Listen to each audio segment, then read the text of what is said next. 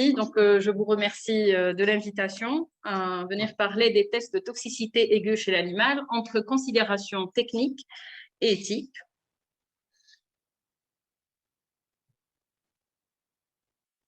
C'est bloqué, je crois.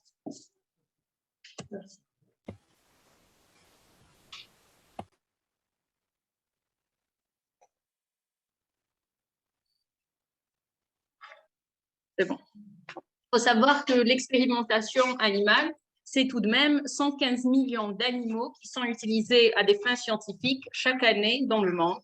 Et donc, très tôt, les scientifiques ont pensé à réduire cette quantité énorme. Dès 1959, donc, il y a eu les bases de l'éthique à l'expérimentation animale avec la règle des 3 R, réduire, raffiner et remplacer. On a pensé notamment à réduire les expérimentations elles-mêmes pour se limiter aux expérimentations absolument indispensables sur le plan scientifique, réduire le nombre d'animaux dans chaque expérience et réduire la souffrance animale, puisqu'on a introduit la notion de endpoint ou limite dans l'expérimentation pour mettre fin à toute expérimentation à un moment donné pour limiter la souffrance animale.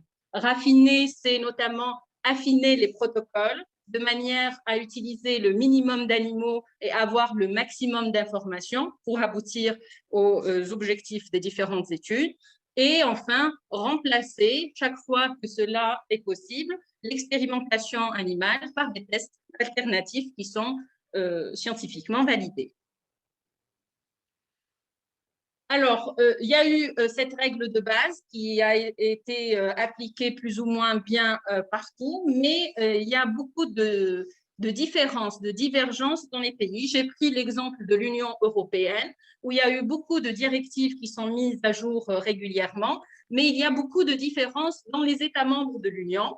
Et on a fini par donner des directives sur les domaines dans lesquels l'expérimentation est possible aujourd'hui, notamment la recherche fondamentale, l'enseignement supérieur, la recherche sur le médicament, évidemment, et la protection de l'environnement ou des espèces animales. On a par contre banni définitivement l'expérimentation animale dans le développement de produits cosmétiques ou leur contrôle.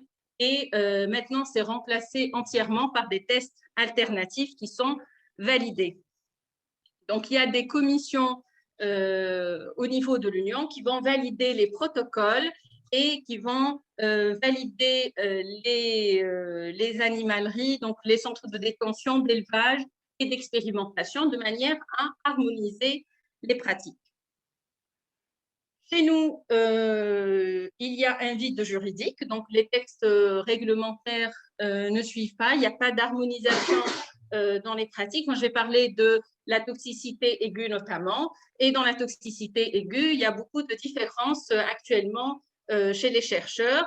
Il y en a qui font encore des DL50 classiques, qui utilisent beaucoup d'animaux d'expérience, et il y a beaucoup d'équipes qui se dirigent actuellement vers les lignes directrices de l'OCDE, qui sont des tests alternatifs qui se font toujours sur animal, mais sur un nombre beaucoup plus réduit que les tests classiques. Donc, la toxicité aiguë, je crois que le temps qui m'est imparti est insuffisant pour entrer dans tous les détails. Donc, j'ai préféré exposer ici la toxicité aiguë par voie orale. Il y a des différences dans les tests en fonction des voies d'administration et la toxicité aiguë locale, comme exemple, les tests d'irritation cutanée oculaire. Donc, la toxicité aiguë par voie orale désigne les effets néfastes survenant après l'administration par voie orale d'une dose unique d'une substance ou de plusieurs doses limitées dans le temps à 24 heures. Et pour apprécier la toxicité aiguë, il y a un paramètre qui est la dose létale moyenne. Par voie orale, c'est la dose statistiquement établie d'une substance qui, administrée une seule fois et par voie orale, est susceptible de provoquer dans un délai de 14 jours la mort de la moitié d'un groupe de jeunes rats albinos adultes. Elle est exprimée généralement en masse de substances étudiées par unité de poids corporel de l'animal. C'est la définition donnée par l'OCDE. Donc, en gros, on administre une seule fois la substance, on observe pendant 14 jours et on va statistiquement définir la dose qui va tuer la moitié des animaux d'expérience. C'est en 1927 que Trevan a proposé cette DL50 parce que c'était le développement de médicaments, de nouvelles substances chimiques où les chercheurs étaient confrontés à des substances toxiques qui provoquaient la mort, mais ils ne pouvaient pas comparer les substances entre elles pour dire quelle était la substance la plus toxique. Donc, on a introduit un paramètre qui pouvait être calculé objectif, qui pouvait être calculé statistiquement, et il s'agissait tout simplement d'une courbe dose-réponse, donc une courbe sigmoïde, où il s'agissait d'administrer des doses croissantes chez plusieurs lots d'animaux et de calculer par la suite la dose qui tuerait 50% du lot.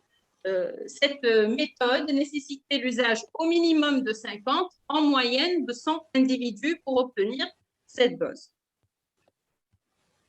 Donc, vers 1934, il y a un entomologiste du nom de Bliss qui a développé l'idée de linéariser cette courbe sigmoïde, mais il a fallu attendre un statisticien en 1952 de l'Université d'Édimbourg qui a proposé l'usage des probits. Donc, cette méthode continue à être utilisée parfois, notamment chez nous, alors que c'est dommage, on ne voit pas le haut du tableau. Donc, l'OCDE, l'Organisation pour le développement et la coopération économique, a proposé une ligne directrice numéro 401 pour harmoniser justement les pratiques. C'est un protocole qui est détaillé pour le calcul de la DL50. C'est un protocole qui a été révisé vers 1987 pour réduire le nombre d'animaux d'expérience et qui a été totalement banni vers les années 2000. D'ailleurs, on ne le retrouve pas sur le site de l'OCDE, puisque toutes les lignes directrices de l'OCDE sont disponibles sur Internet et en libre accès. Et ça a été remplacé justement dans le but de réduire le nombre d'animaux d'expérience par 3 lignes directrices à utiliser au choix selon l'objectif de l'étude. C'est la méthode de la dose prédéterminée, c'est la ligne directrice 420, la méthode des classes de toxicité aiguë, ligne directrice 423, et la ligne directrice 425, c'est la méthode des suites croissantes et décroissantes. Alors, la première ligne directrice, c'est une ligne directrice qui permet de classer les substances sans pour autant déterminer une DL50, parce que dans certaines études, on n'a pas besoin d'avoir, si l'objectif est juste de classer une substance par rapport à sa toxicité, on n'a pas besoin d'avoir une dose précise. Et donc, c'est une procédure qui est séquentielle. Donc, on est passé pour réduire le nombre d'animaux d'une administration parallèle à plusieurs lots vers une administration séquentielle, lot par lot, en augmentant ou en réduisant les doses en fonction de nos résultats. Et donc, ce sont des doses qui sont prédéfinies. On choisit la dose à partir de laquelle on va débuter l'expérience. Ce sont 4 niveaux de doses qui vont de 5 à 2000 mg kilo. Et exceptionnellement, quand cela est justifié sur le plan scientifique, on peut aller jusqu'à 5000 mg kilo, toujours en augmentant ou en réduisant les doses. Donc, la première ligne directrice n'utilise pas la mort de l'individu comme point limite, mais plutôt l'apparition des premiers signes de toxicité. Deuxième ligne directrice, c'est la 423. Dans cette ligne directrice, on administre toujours la substance à tester dans un processus séquentiel à des niveaux de dose prédéfinis et on va attendre la mort comme point limite. Donc, en fonction des mortalités obtenues, on va soit augmenter ou diminuer les doses. Et enfin, la dernière ligne directrice, la 425, qui, elle, va permettre de calculer une DL50 avec un intervalle de confiance. Il s'agit là aussi d'une administration séquentielle des doses. avec ajustement, avec un facteur généralement de 3,2 en augmentant ou en réduisant la dose. Donc, toujours dans le but de réduire le nombre d'animaux de l'expérience, les lignes directrices de l'OCDE préconisent de faire les tests de toxicité chez des rats femelles nullipares et non gravides. Pourquoi des femelles? C'est parce qu'on a noté que les femelles, généralement, il n'y a pas de différence entre les deux sexes, mais quand il y a des différences, le plus souvent, c'est les femelles qui sont les plus sensibles. Et autre raison pour laquelle on a favorisé les femelles, comme globalement, il n'y a pas de différence, et que beaucoup de tests requièrent des mâles, on a préféré, comme ça, dans les élevages, c'est équilibré et on ne produit pas beaucoup plus d'animaux à cet effet. Donc, on a préféré faire des tests sur femelles. Les animaux sont choisis au hasard. La substance d'essai est administrée en une seule fois et les animaux sont observés pendant 14 jours avant d'être sacrifiés. Il faut savoir que la mise à mort aussi des animaux fait l'objet de beaucoup de lignes directrices et de recommandations de manière à faire souffrir le moins au moment de la mise à mort. Alors, quel est l'intérêt de l'ADL50 ? C'est d'abord la comparaison et la classification des substances en fonction de leur toxicité. Les études de DL50 permettent aussi de sélectionner les doses à utiliser dans des études de toxicité à doses répétées et elles peuvent fournir accessoirement des informations sur la biodisponibilité en comparant les différentes voies d'administration. Elles permettent de prédire des doses létales et la symptomatologie des intoxications chez l'homme, mais ici, il faut vraiment faire attention parce que la prédiction n'est pas simple. Je ne vais pas empiéter sur la conférence qui vient après et qui va parler de la transposition de l'animal à l'homme. Et elles peuvent fournir des informations utiles sur le type de toxicité attendue. Quelles sont les limites des études de DL50? Donc, la DL50 ne concerne que la mortalité et par conséquent, elle ne donne pas beaucoup d'informations sur les mécanismes et la nature des lésions. Et surtout, les résultats obtenus ne préjugent pas de ce qui pourrait être observé après administration chez l'homme, puisqu'il y a beaucoup de différences entre espèces. En finalité, la DL50 est une appréciation grossière et préliminaire qui est influencée par plusieurs facteurs, notamment l'espèce animale choisie, le sexe et l'âge. Et c'est une technique, la DL50, elle est toujours critiquée sur le plan éthique, vu la souffrance et le nombre de mortalités importantes. On a essayé de les réduire avec les nouvelles lignes directrices de l'OCDE, puisque globalement, quand on applique ces méthodes, on va utiliser pour aboutir à nos conclusions entre 6 et 9 individus. Donc, pour illustrer mes propos, je propose un exemple pour le choix des lignes directrices. C'est des travaux personnels qui n'ont pas encore été publiés. Et par exemple, dans cette étude, c'est une étude de DL50 qui préparait le terrain à une étude de toxicocinétique. Donc, dans l'étude de toxicocinétique, il faut choisir des doses qui permettent suffisamment élevées, qui permettent après de faire des dosages pour pouvoir doser la molécule et ses métabolites, mais pas trop élevées pour ne pas avoir des mortalités au cours de l'essai. Et donc, pour cela, il faut avoir une idée sur la DL50, mais il n'est pas indispensable d'avoir une DL50 précise. Donc, la ligne directrice qui s'applique le mieux, c'est la 423, qui donne une idée de l'ordre de grandeur de la DL50. Donc, généralement, c'est un arbre décisionnel. Donc, il y a des doses prédéfinies et en fonction des mortalités qui sont notées, on va soit renouveler la dose, soit l'augmenter ou la réduire pour arriver à nos conclusions. Donc, la molécule qui a été étudiée ici, c'est l'amygdaline. C'est un principe toxique contenu dans l'amande amère. Et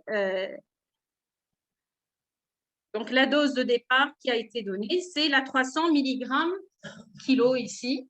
En fonction des mortalités, il fallait soit renouveler les 300 mg, soit, s'il n'y avait pas de mortalité, augmenter la dose. Donc, au total, pour arriver à nos conclusions, on a dû utiliser uniquement 2 doses. Donc, une première administration à 300 mg kilo, c'est des lots de 3 souris femelles. On a obtenu une seule mortalité, donc on a renouvelé la dose qui a conduit à une seule mortalité et on a augmenté la dose telle que préconisée par la ligne directrice pour obtenir 3 mortalités. Donc, cette simple manipulation a permis de classer la substance. Les individus qui survivent sont observés pendant 14 jours avec observation individuelle et à la fin, tous les survivants sont sacrifiés, autopsiés pour avoir des informations sur la toxicité des organes au niveau macroscopique. Et donc, cela a permis de classer la substance avec une dose, une DF50 limite à 500 mg kilo, parce que, je vous donne, voilà l'arbre décisionnel, donc on a administré 300 mg kilo, on a obtenu une seule mortalité, on a renouvelé l'administration à 300 mg kilo, on a obtenu encore une seule mortalité. Donc, il faut passer à la dose supérieure qui est de 2000 mg kilo. Et là, on a eu mortalité de l'ensemble des individus du lot, donc 3.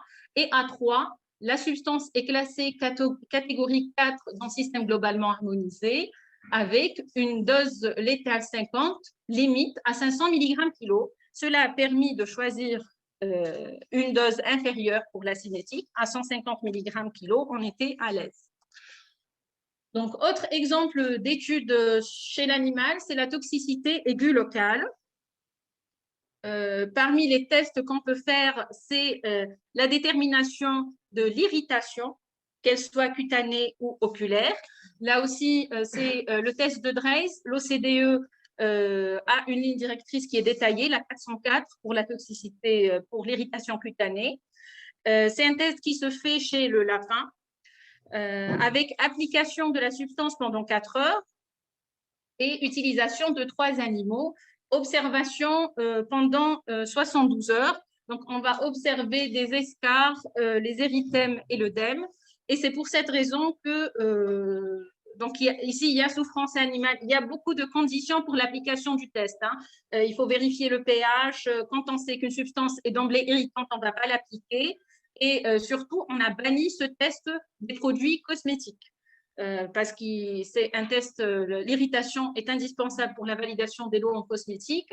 Elle a été remplacée par d'autres tests alternatifs, mais pas en Algérie. Ici, il n'y a pas de réglementation qui interdisent le contrôle des produits cosmétiques sur animal. Donc, il y a des tables d'évaluation qui permettent de déterminer des scores avec,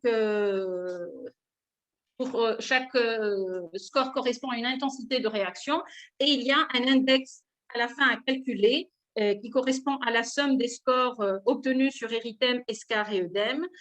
Mais c'est un test qui est très critiqué sur le plan éthique. Il y a un test d'irritation toujours sur lapin pour l'irritation oculaire. Cette fois, la substance est appliquée en une seule dose sur un des yeux de l'animal, l'autre servant de témoin. Et la même chose, on va évaluer le score d'irritation ou de corrosion oculaire sur la conjonctive, la cornée et l'iris à intervalles déterminés. Je vous présente un test alternatif qui est pratiqué chez nous. Donc, les tests d'irritation cutanée oculaire sont pratiqués dans les laboratoires de toxicologie en Algérie. Et on utilise aussi des tests alternatifs, notamment le HEADCAM, test alternatif pour l'irritation oculaire, qui se fait sur membrane chorio-allantoïdienne d'un œuf de poule embryonné et qui consiste à observer les effets irritants, hyperémie, hémorragie et coagulation, pouvant survenir dans les 5 minutes suivant le dépôt d'une substance. Donc, c'est un test qui est simple, qui se fait sur des œufs de poule embryonnés. Au 10e jour d'incubation, on va appliquer la substance contre un contrôle négatif. Et comme la membrane va mimer en quelque sorte la conjonctive, on va observer l'apparition d'œdème, d'érythème, d'hyperémie, avec attribution de scores là aussi qui permettent de classer la substance en fonction du score obtenu. Donc, c'est un test qui est simple et qui est à notre portée, qui est utilisé en routine pour le contrôle des produits cosmétiques et qui évite de faire souffrir inutilement des animaux. Donc, je termine en reposant la question. En Algérie, il n'y a pas de texte qui régissent ces expériences chez l'animal. J'espère que bientôt, on aura des commissions au niveau national qui pourraient valider les protocoles, l'adéquation des protocoles proposés avec les objectifs de l'étude, de manière à harmoniser les pratiques au niveau national et à introduire cette notion d'éthique dans les pratiques. Voilà, je vous remercie de votre attention.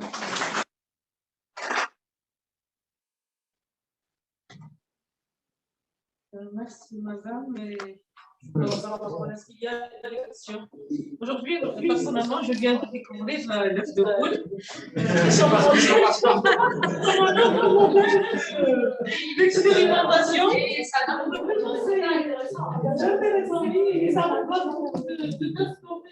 Économique,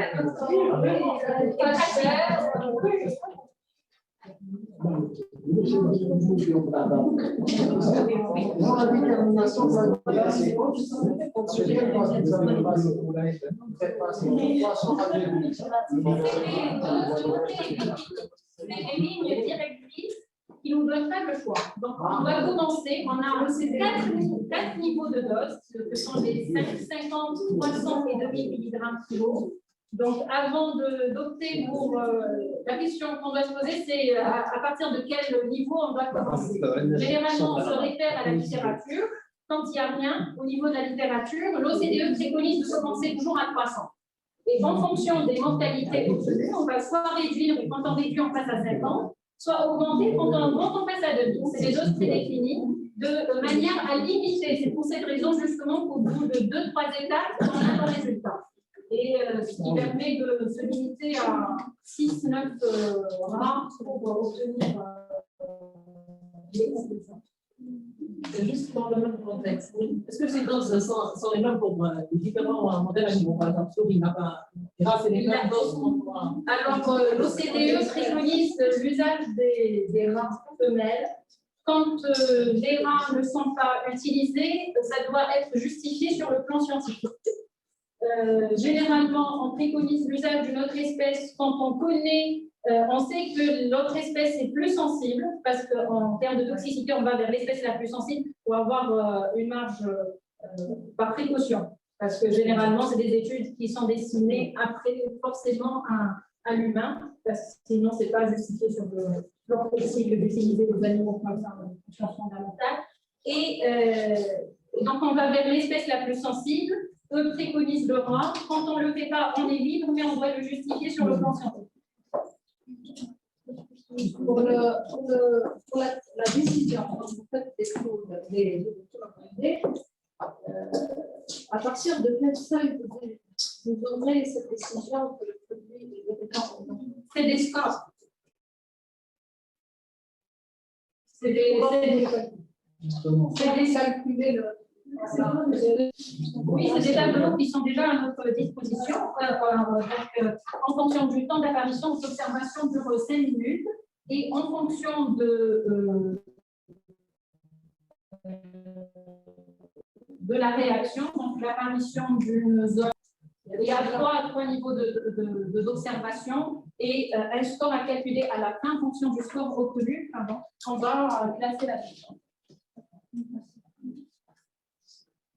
Il y a une question par là. Oui, alors, Amélie.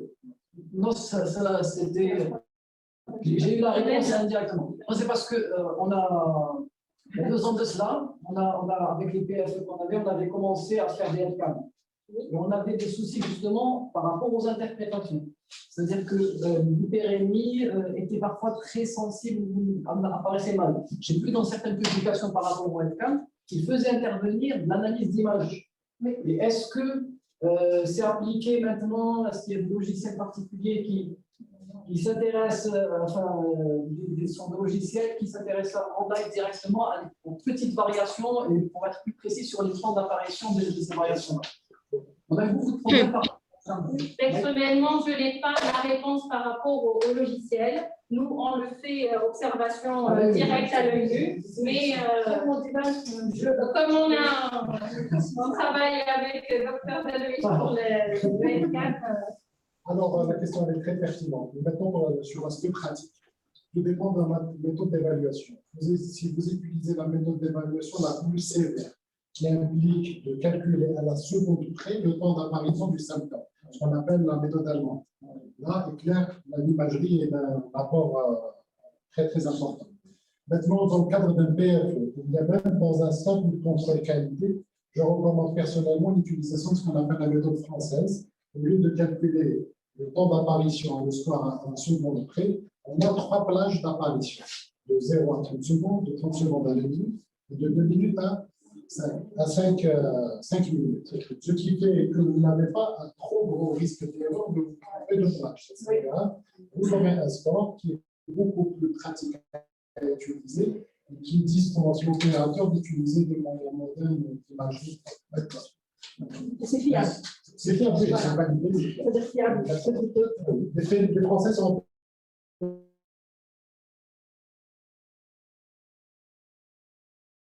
le fait bien sûr les morts par rapport aux avions, ils ont pas équipé comme tout ça, souvent les nôtres malheureusement, mon cher ami, on sait bien.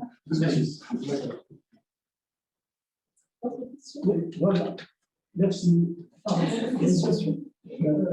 Par rapport à l'ADN 50 que vous avez fait, parce que j'ai compris par rapport à. Est-ce que vous avez une expérience par rapport à ce qui est fait, les ADN 50 qui sont faits avec l'administration des parents? En gros, on va dire que vous avez fait ce cas-là. En fait, je vais analyser la chose, parce qu'à passeport, on fait énormément de ce qui est vol. Ils sont dommages. C'est-à-dire, c'est de traiter ces aspects-là, si vous avez En DL50, non, personnellement, non, ils ont des directives pour l'oral, pour l'inhalation. Et injectable, non, mais vous pourrez consulter les différentes lignes directives qui traitent indirectement de ça. Par exemple, en cinétique, si c'est juste pour avoir des conseils pratiques pour l'administration, c'est-à-dire pour normaliser la pratique à votre niveau, vous pouvez prendre des chapitres d'autres lignes directrices. Ah oui, c'est que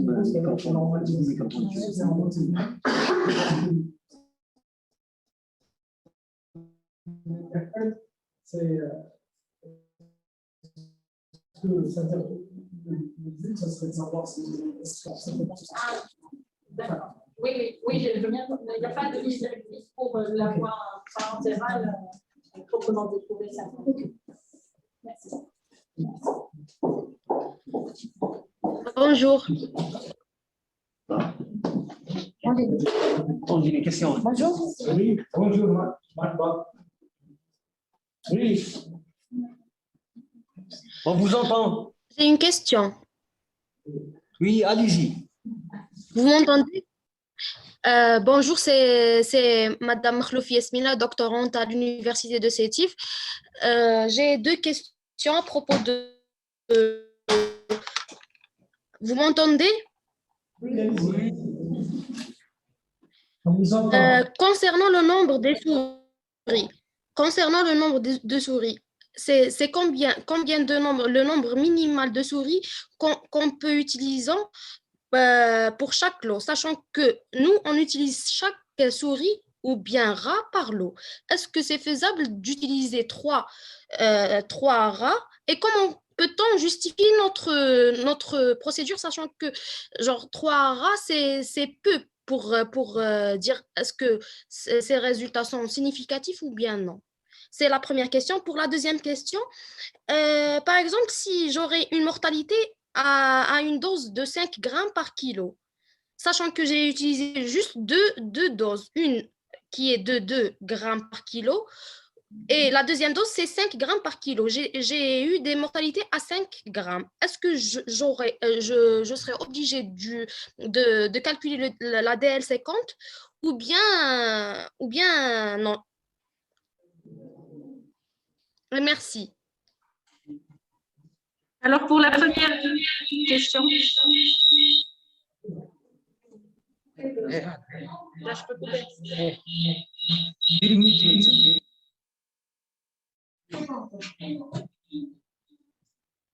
Non,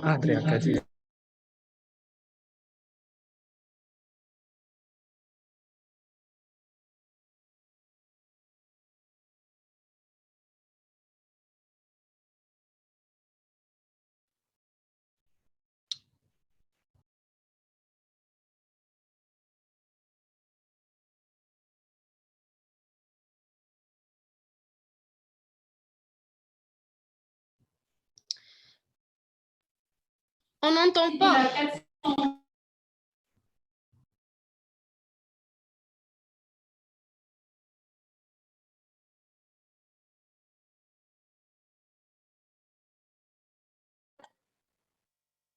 Alors, je vous disais que le nombre d'animaux par lot dépend de la ligne directrice de l'OCDE qui est choisie, puisque la première, la 420, préconise l'usage de 5 par lot, la 423 préconise l'usage de 3 par lot, et la 425 préconise l'usage des individus un à un pour l'administration des doses. Donc, dans l'exemple que j'ai donné, c'était l'OCDE 423, et donc il fallait administrer à 3 souris en même temps pour chaque lot. Pour la deuxième question, je crois que vous avez adopté un protocole qui n'est pas OCDE, et donc parce que l'OCDE commence à 5 mg kilo, pas à 2, et donc vous ne pourrez pas arriver à des conclusions, une classification en suivant l'arbre décisionnel de l'OCDE. Il faudra vraiment appliquer le protocole tel qu'il est pour pouvoir classer la substance. Je ne sais pas si j'ai répondu. Excusez-moi, madame, c'est 2 grammes, 2 grammes par kilo, pas 2 milligrammes. Elle a utilisé 2 grammes par kilo. Donc vous avez utilisé un test 2 grammes par kilo. Donc à 2000 milligrammes. À 2000 milligrammes kilo, vous arrivez à vos conclusions sans problème. C'est un test limite.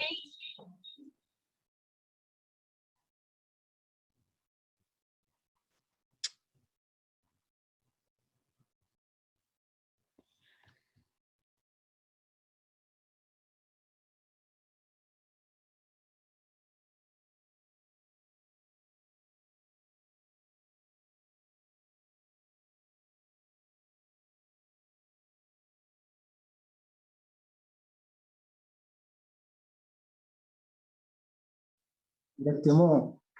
Akassi, ok. ما تكتبيش من نابت. J'active pas. Oui, من هنايا. Donc, vous avez utilisé la dose limite à 2000 mg kilo. Et donc, oui, vous pouvez en 2 étapes, si vous n'avez pas eu de mortalité, classer votre substance. D'ailleurs, ce n'était même pas nécessaire d'utiliser 5000 mg kilo, puisque c'est un test limite qui doit être justifié scientifiquement. On n'applique pas de 5000 mg kilo à une substance qui n'est pas du tout toxique et qui ne présente pas de risque particulier. Donc, oui, vous pouvez classer votre substance directement. Madame, je pense qu'elle a utilisé 2 doses. Et dans ce cas-là, c'est impossible Non, elle a utilisé la substance. Non, elle a utilisé. Vous avez les 4 doses prédéfinies. La dernière, elle est à 2000 mg kilo. C'est ce qu'elle qu'elle a utilisé. Elle a utilisé 2 grammes kilo. Et donc, en 2 étapes, elle peut classer. Si elle n'a pas de mortalité, la substance est classée en toxique en catégorie 5 le système globalement est exceptionnel. Madame, s'il vous plaît, à 5 grammes par kilo, j'ai eu des mortalités.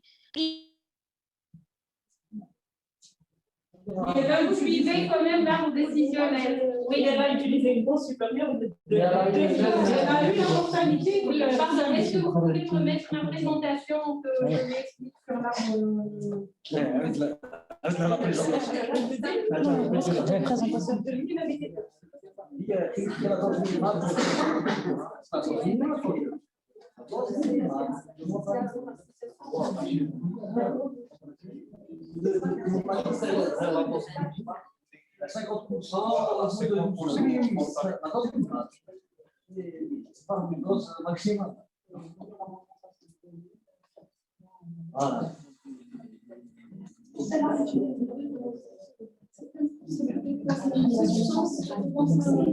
La meilleure manière peut-être de répondre à ces questions de Mahlouf, c'est ça? Peut-être si vous pouvez nous donner vos coordonnées. Oui, j'ai mis Voilà. mon email sur la première. Voilà. Voilà. Voilà. Et ça vous contactera. Voilà mon mail. Voilà. Voilà. Il est là, mon mail.